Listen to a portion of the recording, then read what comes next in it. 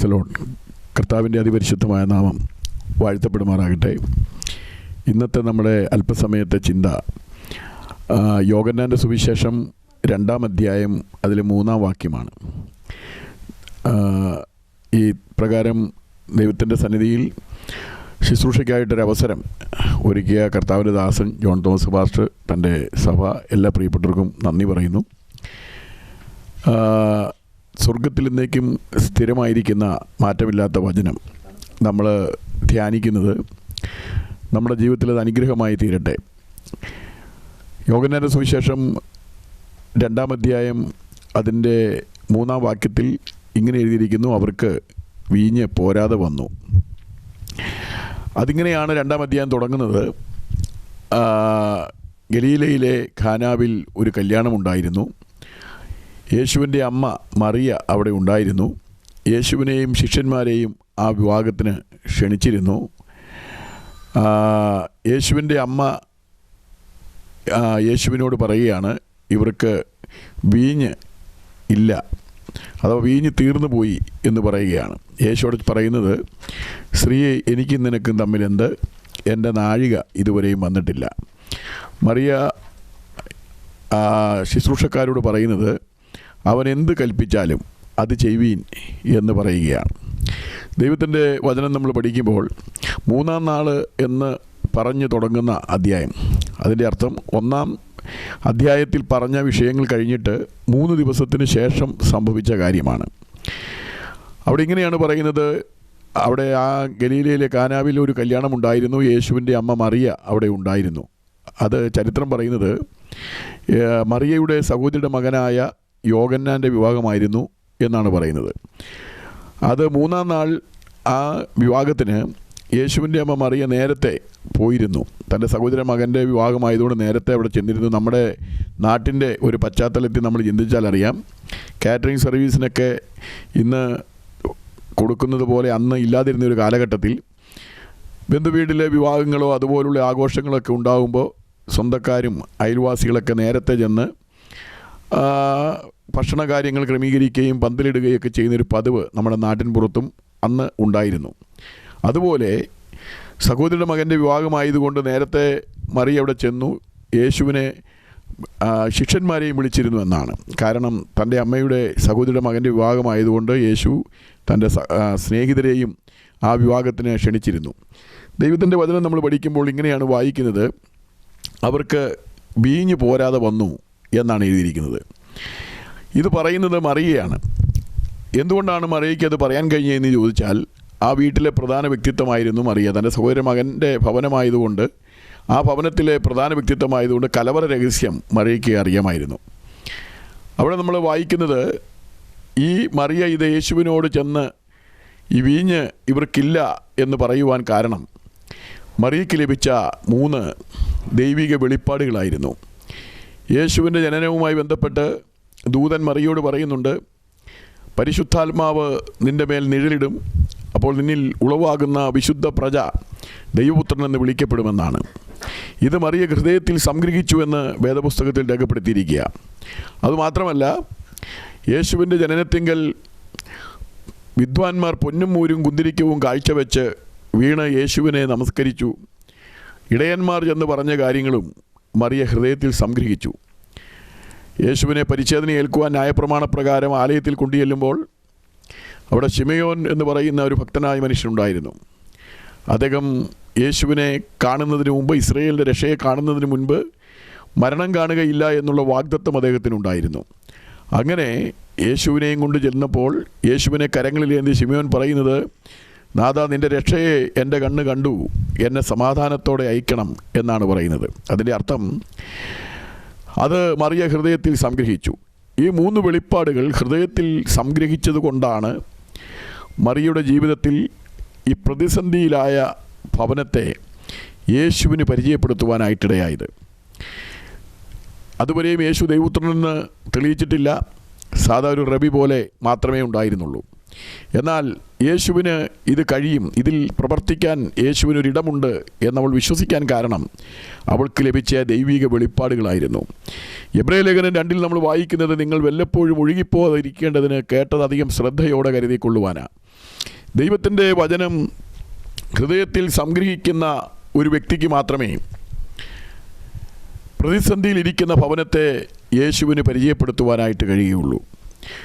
പ്രതിസന്ധിയിലിരിക്കുന്ന ഒരു വ്യക്തിക്ക് യേശുവിൽ ആശ്രയിക്കാൻ കഴിയണമെങ്കിൽ ആ ദൈവത്തിൻ്റെ തിരുവെഴുത്തുകൾ ഉള്ളിലുണ്ടായിരിക്കണം. മറിയ പറഞ്ഞത് ഇവർക്ക് വീഞ്ഞില്ല, അഥവാ വീഞ്ഞ് പോരാതെ വന്നുവെന്ന.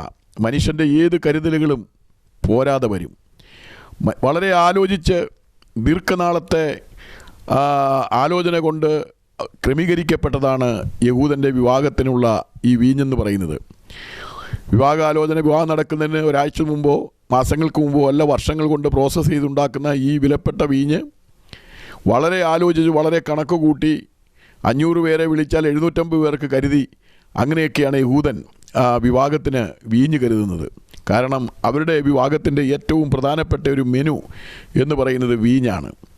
എസ്തേറിൻ്റെ പുസ്തകം നമ്മൾ പഠിക്കുമ്പോൾ അതിനകത്ത് എഴുതിയിട്ടുണ്ട്, അഹശ്വേരോശ് രാജാവ് വിരുന്ന് കഴിക്കുമ്പോൾ പല ടൈപ്പ് വീഞ്ഞുണ്ടായിരുന്നു, അത് മനസ്സുപോലെ കുടിക്കാമെന്നാണ്. അങ്ങനെ വളരെ ആലോചിച്ച് വളരെ കാര്യമായിട്ട് കരുതുന്ന ആ വീഞ്ഞ്, പ്രധാനപ്പെട്ട ആ ഭക്ഷണം തിരുവെഴുത്ത് പഠിക്കുമ്പോൾ അത് പോരാതെ വന്നുവെന്നാണ്. മനുഷ്യൻ്റെ ഏത് കണക്ക് കൂട്ടലുകളും പാളിപ്പോയേക്കാം, മനുഷ്യൻ്റെ ഏത് കരുതലുകളും പോരാതെ വന്നേക്കാം.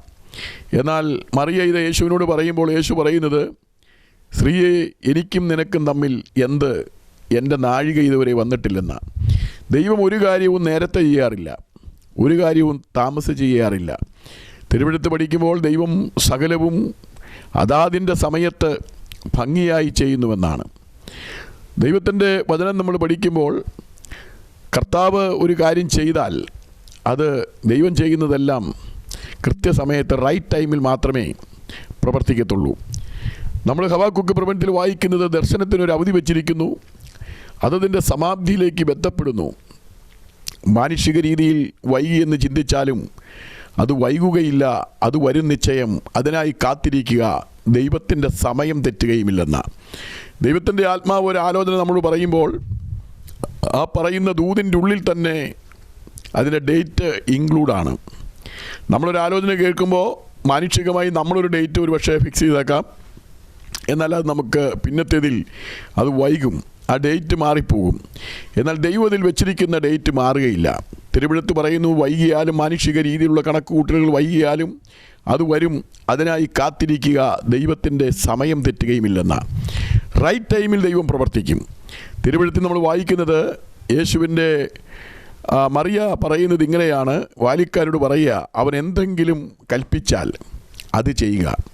തിരുവെഴുത്ത് നമ്മൾ പഠിക്കുമ്പോൾ നമ്മൾ കാണുന്നത്, ദൈവത്തിൻ്റെ സമയമായപ്പോൾ കർത്താവ് പറയുകയാണ്, ബാലിക്കാരോട് പറഞ്ഞു, ഈ കൽപ്പാത്രങ്ങളിൽ വെള്ളം നിറയ്ക്കുവാൻ പറയുകയാണ്. ദൈവത്തിൻ്റെ വചനം നമ്മൾ പഠിക്കുമ്പോൾ അവർ വക്കോളവും യേശുവിൻ്റെ കൽപ്പനയനുസരിച്ച് വെള്ളം നിറയ്ക്കുകയാണ്. ഒഴിച്ചപ്പോൾ അത് പച്ചവെള്ളമായിരുന്നു, എന്നാൽ അത് കോരിയപ്പോൾ വീഞ്ഞായി മാറി. അവിടെ ഈ പച്ചവെള്ളം വീഞ്ഞാകുവാൻ വേണ്ടി യേശു പ്രാർത്ഥിച്ചിട്ടില്ല. മറ്റാരും പ്രാർത്ഥിച്ചതായി നമുക്ക് തിരുവെഴുത്തിൽ കാണുവാൻ കഴിയത്തില്ല. ആരും പ്രാർത്ഥിക്കാതെ ആ വെള്ളം ഒഴിച്ചപ്പോൾ, യേശുവിൻ്റെ വാക്കനുസരിച്ച് അത് ഒഴിച്ചപ്പോൾ പച്ചവെള്ളവും കോരിയപ്പോൾ വീഞ്ഞുമായി മാറുവാനിടയായി. അതിൻ്റെ അർത്ഥം അവിടെ പച്ചവെള്ളം വീഞ്ഞായി മാറിയത് പ്രാർത്ഥനയാലല്ല. പിന്നെ എങ്ങനെയാണ് ആ പച്ചവെള്ളം വീഞ്ഞായി മാറിയത്? യേശു പറഞ്ഞ വചനം അഥവാ കൽപ്പന അനുസരിച്ചപ്പോൾ ആ പച്ചവെള്ളം വീഞ്ഞായി മാറി. അതിൻ്റെ അർത്ഥം, നാം പ്രാർത്ഥിക്കുന്നുവെങ്കിലും നാം ഉപവസിക്കുന്നുവെങ്കിലും നമ്മൾ ദൈവസന്നിധിയിൽ ഏത് കാര്യം ചെയ്താലും വചനം പ്രകാരം ചെയ്താൽ മാത്രമേ ദൈവം അതിൽ പ്രസാദിക്കുകയുള്ളൂ. ദൈവത്തിൻ്റെ പ്രവൃത്തി കരം കാണണമെങ്കിൽ, ദൈവത്തിൻ്റെ മഹത്വം കാണണമെങ്കിൽ ദൈവത്തിൻ്റെ വചനം നമ്മൾ അനുസരിക്കണം. തിരുവെഴുത്ത് പറയുന്നത്, ശ്രദ്ധിക്കുന്നത് യാഗത്തെക്കാളും അനുസരിക്കുന്നത് മുട്ടാടുകളുടെ മേധസ്സിനേക്കാളും നല്ലതെന്നാണ്. വചനമനുസരിച്ചപ്പോഴാണ് ആ പച്ചവെള്ളം വീഞ്ഞായി മാറിയത്. എല്ലാ കാലഘട്ടങ്ങളിലും ഉള്ള മനുഷ്യനോടുള്ള ദൈവിക സന്ദേശമാണ്. ഈ വചനം കേൾക്കുന്ന പ്രിയപ്പെട്ടവരോട് പറയട്ടെ, ഒരുപക്ഷെ നീ പച്ചവെള്ളം പോലെ എടുത്തു പറയത്തക്കതൊന്നുമില്ലാത്തൊരു വ്യക്തിത്വമായിരിക്കാം. എന്നാൽ യേശുവിൻ്റെ വചനം നീ അനുസരിക്കുമ്പം നീ മണമുള്ള, നിറമുള്ള, വീര്യമുള്ള വ്യക്തിത്വമായി മാറുകയാണ്. ആദ്യം പച്ചവെള്ളമായിരുന്നു, അതിന് മണവും നിറവും വീര്യമുള്ളതായി മാറി. ആദ്യം വിലയില്ലാത്തതായിരുന്നു, എന്നാൽ വിലയുള്ള വീഞ്ഞായി മാറി. അനേകരുടെ കുരുട്ടുകണ്ണുകളെ തെളിക്കുവാൻ, അനേകരുടെ ഹൃദയത്തിൽ ആനന്ദം പകരുവാൻ, അനേകരെ ആകർഷിക്കത്തക്കവണ്ണമുള്ള വീഞ്ഞായി മാറി. ഈ വചനം കേൾക്കുന്നവരോട് ദൈവത്തിൻ്റെ ആത്മാവിന് പറയാനുള്ള ദൂതിതാണ്. എടുത്തു പറയത്തക്ക യാതൊന്നും നിൻ്റെ ജീവിതത്തിൽ ഇല്ലെങ്കിലും യേശുവിൻ്റെ വചനം നീ അനുസരിക്കുവാൻ തയ്യാറാകുമ്പോൾ നീ മണമുള്ള, നിറമുള്ള, വീര്യമുള്ള വ്യക്തിത്വമാക്കി മാറ്റുവാൻ ഇന്ന് ഈ വചനം കേൾക്കുന്ന പ്രിയപ്പെട്ടവരെ ദൈവത്തിന് കഴിയും. ഒറ്റവാക്കിൽ നമ്മൾ പറഞ്ഞാൽ നീ ഒരു സീറോയായിരിക്കാം, എന്നാൽ യേശുവിൻ്റെ വചനം നീ അനുസരിക്കുമ്പോൾ നീ ഹീറോയായിട്ട് മാറും. ആരെല്ലാം യേശുവിൻ്റെ വചനം അനുസരിച്ചിട്ടുണ്ടോ അവരെല്ലാം ഹീറോയായിട്ട് മാറിയിട്ടുണ്ട്. ദൈവത്തിൻ്റെ വചനം നമ്മൾ പഠിക്കുമ്പോൾ നമുക്ക് കാണുവാൻ കഴിയും, യേശു ആ പച്ചവെള്ളം വീഞ്ഞാക്കി. വീഞ്ഞ് തീർന്ന തുരുത്തി അകത്തിരിക്കുകയാണ്, കലവറയിലിരിക്കുക, നല്ല തുരുത്തി. ഇവിടെ യഹൂദൻ്റെ ശുദ്ധീകരണ നിയമപ്രകാരം പുറത്തിരിക്കുന്ന കൽപ്പാത്രങ്ങളിൽ വെള്ളം നിറയ്ക്കുവാനാണ് യേശു പറഞ്ഞത്. മാനുഷികമായി നമ്മൾ ചിന്തിക്കുമ്പോൾ സ്വാഭാവികമായും വൃത്തിയുള്ള ഇപ്പോൾ വീഞ്ഞ് ഉപയോഗിച്ചുകൊണ്ടിരുന്ന പാത്രം അകത്തിരിക്കുമ്പോൾ ആ പാത്രത്തിൽ അകത്തിരിക്കുന്ന തുരുത്തിയിൽ വെള്ളമൊഴിച്ച് യേശു വീഞ്ഞാക്കണമായിരുന്നു. എന്നാൽ യേശു അതല്ല ചെയ്തത്. കൽപ്പാത്രങ്ങളിൽ വെള്ളം ഒഴിച്ച് അത് വീഞ്ഞാക്കി.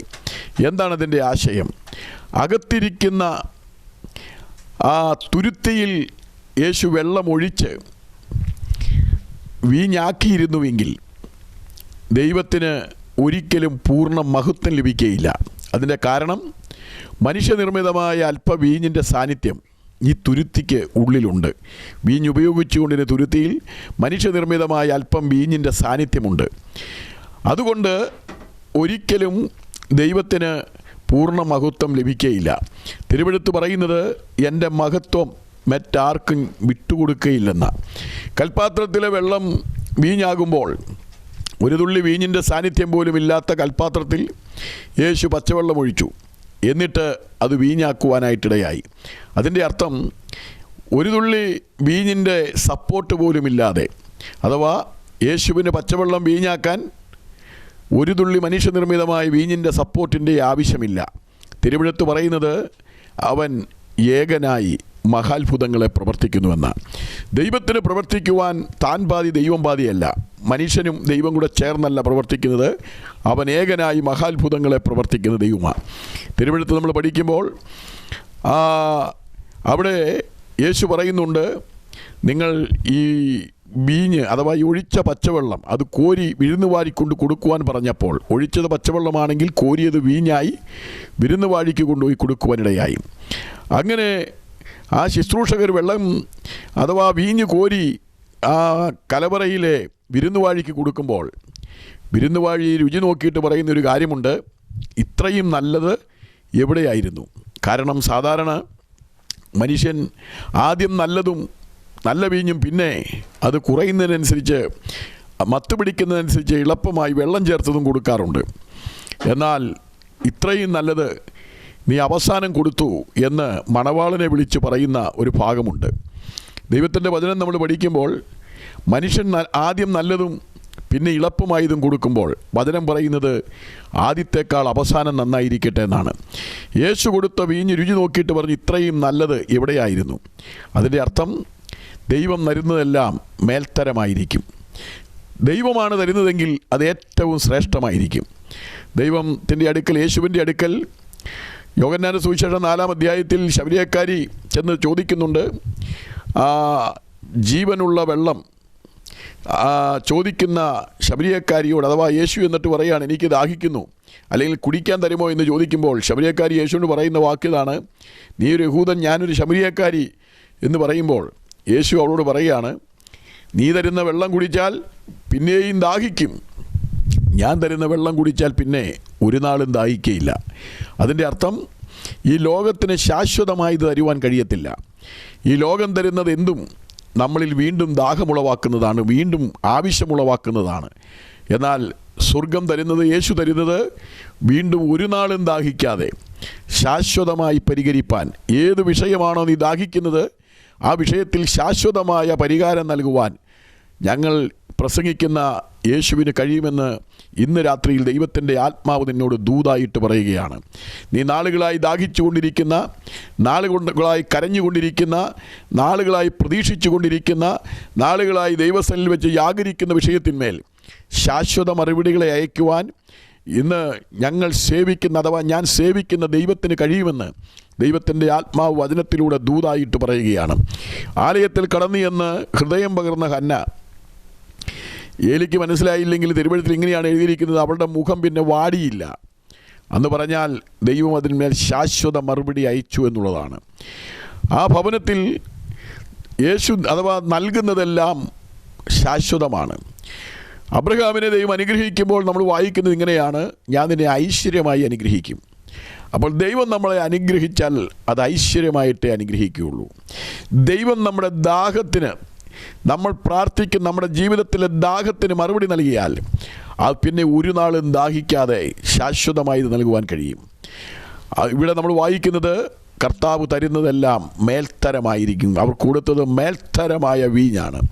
ഈ വചനം കേൾക്കുന്ന പ്രിയപ്പെട്ടവർ പറയട്ടെ, യേശുവിൻ്റെ കൽപ്പന നീ അനുസരിക്കുമ്പോൾ, അഥവാ അവൻ എന്ത് കൽപ്പിച്ചാലും അത് ചെയ്യുവീനെന്ന് പറയുന്ന ആ വചനം നമ്മൾ അനുസരിക്കുമ്പോഴാണ് ദൈവത്തിൻ്റെ മഹത്വം അവിടെ വെളിപ്പെടുന്നത്. ആ പച്ചവെള്ളം അത് വീഞ്ഞായി മാറുവാൻ തക്കവണ്ണം ഇടയായിത്തീർന്നു. ദൈവത്തിൻ്റെ വചനം നമ്മൾ പഠിക്കുമ്പോൾ ഈ പച്ചവെള്ളം വീഞ്ഞായിത്തീർന്ന കാര്യം വെള്ളം കോരിയ ശുശ്രൂഷക്കാരല്ലാതെ വേറെ ആരും അറിഞ്ഞില്ല എന്ന് തിരുവഴുത്തിൽ രേഖപ്പെടുത്തിയിരിക്കുകയാണ്. അതിൻ്റെ അർത്ഥം, ഈ വെള്ളം കോരിയ ശുശ്രൂഷക്കാർ യേശുവിൻ്റെ വചനം അവരനുസരിച്ചപ്പോഴാണ് പച്ചവെള്ളം വീഞ്ഞായിത്തീർന്നത്. ഈ വീഞ്ഞ് കഴിച്ച ഭവനത്തിൽ വിവാഹത്തിൻ്റെ ശുശ്രൂഷയിൽ സംബന്ധിച്ചവരെല്ലാം ഇത് കുടിച്ചിട്ട് ഇത് ഏറ്റവും മേൽത്തരമായിരുന്നു, നല്ലതാണ്, ഇതുപോലൊരു വീഞ്ഞ് കുടിച്ചിട്ടില്ല, ഈ വിവാഹത്തിനാണ് ഏറ്റവും നല്ല വീഞ്ഞ് കുടിച്ചതെന്നൊക്കെ ഒത്തിരി അഭിപ്രായങ്ങൾ പറഞ്ഞിട്ട് പോയി. എന്നാൽ ഇതെങ്ങനെ പച്ചവെള്ളം വീഞ്ഞായി എന്ന രഹസ്യം വെള്ളം കോരിയ ശുശ്രൂഷക്കാർക്ക് മാത്രമേ അറിയാവുന്നുള്ളൂ. അതിൻ്റെ കാരണം അവർ യേശുവിൻ്റെ വചനം അനുസരിച്ചതുകൊണ്ട്, യേശു പറഞ്ഞത് ചോദ്യം ചെയ്യാതെ അവരനുസരിച്ചപ്പോഴാണ് ആ പച്ചവെള്ളം വീഞ്ഞായി മാറിയത്. നമ്മുടെയൊക്കെ ജീവിതത്തിൽ ഒരു നന്മയുണ്ടാകുമ്പോൾ ഒരു പക്ഷേ അത് അനുഭവിക്കുവാനും അത് കാണുവാനും അതിനെക്കുറിച്ച് പുകഴ്ത്തുവാനും അഭിപ്രായം പറയുവാനും ഒക്കെ ധാരാളം ആളുകൾ കണ്ടുവന്നിരിക്കാം. എന്നാൽ അതെങ്ങനെ സംഭവിച്ചു എന്നുള്ള രഹസ്യം അതവർക്കറിയണമെന്നില്ല. കാരണം അതിൻ്റെ പിന്നിൽ പ്രാർത്ഥിച്ച, അതിൻ്റെ പിന്നിൽ കണ്ണീരൊഴുക്കിയ, അതിൻ്റെ പിന്നിൽ ഇടിവിൽ നിന്ന, അതിൻ്റെ പിന്നിൽ വചനമനുസരിച്ച ഒരു കൂട്ടർ കാണും. നമ്മളൊരു വീട്ടിൽ ചെല്ലുമ്പോൾ നമ്മൾ പലപ്പോഴും വീടൊക്കെ കണ്ടിട്ട് പറയുന്നൊരു കാര്യമുണ്ട്, നന്നായിട്ടുണ്ട്, നല്ല വീടാണ്, സൂപ്പറാണെന്നൊക്കെ നമ്മൾ അഭിപ്രായങ്ങളൊക്കെ പറയാറുണ്ട്. എന്നാൽ ഇന്നുവരെയും നമ്മളാരും ഒരു വീട്ടിൽ ചെന്നിട്ട് ഇതിൻ്റെ ഫൗണ്ടേഷൻ സൂപ്പറാണ് അല്ലെങ്കിൽ നല്ലതാണ് എന്ന് ഇന്നുവരെ പറഞ്ഞിട്ടില്ല. ഈ ഫൗണ്ടേഷൻ ഡാമേജ് ആയാൽ ഒരിക്കലും ഈ വീടിന് നിലനിൽപ്പില്ല. നമ്മൾ ഈ മേൽക്കൂരയെക്കുറിച്ചാണ് അഭിപ്രായങ്ങൾ പറയുന്നത്, ഫൗണ്ടേഷൻ മേളിൽ നിൽക്കുന്നതിനെക്കുറിച്ചാണ് അഭിപ്രായം പറയുന്നത്. എന്നാൽ ആ വീടിൻ്റെ ഉറപ്പ്, അതിൻ്റെ നിലനിൽപ്പെന്ന് പറയുന്നത് ഫൗണ്ടേഷനില്ല. എന്നതുപോലെ ഏതൊരു അനുഗ്രഹത്തിൻ്റെയും പിന്നിൽ, ഏതൊരു നന്മയുടെയും പിന്നിൽ പ്രാർത്ഥിക്കുന്ന, കർത്താവിൻ്റെ വചനമനുസരിക്കുന്ന ആത്മാക്കൾക്ക് വേണ്ടി ഇടിവിൽ നിൽക്കുന്ന, അഥവാ കരയുന്ന, ഉപവസിക്കുന്ന ഒരു കൂട്ടർ കാണും. അതിൻ്റെ നന്മകളാണ് നമ്മൾ അനുഭവിക്കുന്ന അല്ലെങ്കിൽ മറ്റുള്ളവർക്ക് കാണുവാനായിട്ട് കഴിയുന്നത്. വെള്ളം കോരിയ ശുശ്രൂഷക്കാരല്ലാതെ ആരും ഇതറിഞ്ഞില്ല എന്നാണ് തിരുവഴുത്തിൽ രേഖപ്പെടുത്തിയിരിക്കുന്നത്. ദൈവത്തിൻ്റെ വചനം നമ്മൾ പഠിക്കുമ്പോൾ ഈ കാനാവിൽ ഒത്തിരി വിവാഹങ്ങളൊക്കെ നടന്നിട്ടുണ്ട്. പക്ഷേ അവിടെ എങ്ങും വീഞ്ഞ് തീർന്നു പോയിട്ടില്ല. അവിടെയെല്ലാം ധാരാളം വീഞ്ഞ് ഉണ്ടായിരുന്നു, വീഞ്ഞ് അധികമായിരുന്നു. എന്നാൽ ഇവിടെ വീഞ്ഞ് പോരാതെ വന്നു എന്നുള്ളത് വലിയൊരു സംഭവമായിട്ട് സ്വർഗത്തിൽ എന്നേക്ക് സ്ഥിരമായിരിക്കുന്ന വചനത്തിൽ രേഖപ്പെടുത്തിയിരിക്കുക. എന്താണ് കാരണം? ആ വീഞ്ഞ് തീരാത്ത എല്ലാ വീടുകളിലും വീഞ്ഞ് അധികമാണ് വന്നത്. എന്നാൽ ഒരു കാര്യം മനസ്സിലാക്കിക്കൊള്ളുക, ആ വീട്ടിലെങ്ങും യേശു തൻ്റെ മഹത്വം വെളിപ്പെടുത്തിയിട്ടില്ല. ആ പരാജയം സംഭവിച്ച, കണക്ക് കൂട്ടലുകൾ പാളിപ്പോയ ആ വീട്ടിൽ മാത്രമേ യേശു തൻ്റെ മഹത്വം വെളിപ്പെട്ടുള്ളൂ. ദൈവത്തിൻ്റെ വചനം പഠിക്കുമ്പോൾ ഓർക്കുക, നിൻ്റെ ജീവിതത്തിൽ ഏതെങ്കിലും ഒരു തകർച്ച, ഏതെങ്കിലും ഒരു പരാജയം, ഏതെങ്കിലും ഒരു കണ്ണുനീരിൻ്റെ അനുഭവം ജീവിതത്തിലുണ്ടെങ്കിൽ അവിടെ യേശുവിന് പ്രവർത്തിക്കാനൊരിടമുണ്ട്. അവിടെയാണ് യേശുവിൽ നമ്മൾ ആശ്രയിക്കുന്നത്. ആശ്രയിക്കേണ്ടവനിൽ ആശ്രയിപ്പാൻ, അല്ലെങ്കിൽ കാര്യം പറയേണ്ടടുത്ത് പറയുമ്പോൾ അവിടെയാണ് ദൈവത്തിൻ്റെ യേശുവിൻ്റെ മഹത്വം വെളിപ്പെടുന്നത്. രോഗിക്കാണ് വൈദ്യനെ കൊണ്ട് ആവശ്യം. മറ്റൊരു വീട്ടിലും യേശു മഹത്വം വെളിപ്പെടുത്തിയില്ല. കണക്കുകൂട്ടിൽ പാളിപ്പോയ തകർച്ച അനുഭവിച്ച വീട്ടിൽ യേശു തൻ്റെ മഹത്വം വെളിപ്പെടുത്തി. തിരുവഴുത്തിൽ സ്വർഗത്തിൽ എന്നേക്കും സ്ഥിരമായിരിക്കുന്ന വചനത്തിൽ ഇത് രേഖപ്പെടുത്തിയിരിക്കുക. ഇന്നും ഈ വചനം ഇവിടെ പ്രസംഗിക്കുവാനുള്ള കാരണം ആ വീട്ടിലെ പരാജയമാണ്. ആ വീട്ടിലെ കണക്കുകൂട്ടൽ പാളിപ്പോയതാണ്.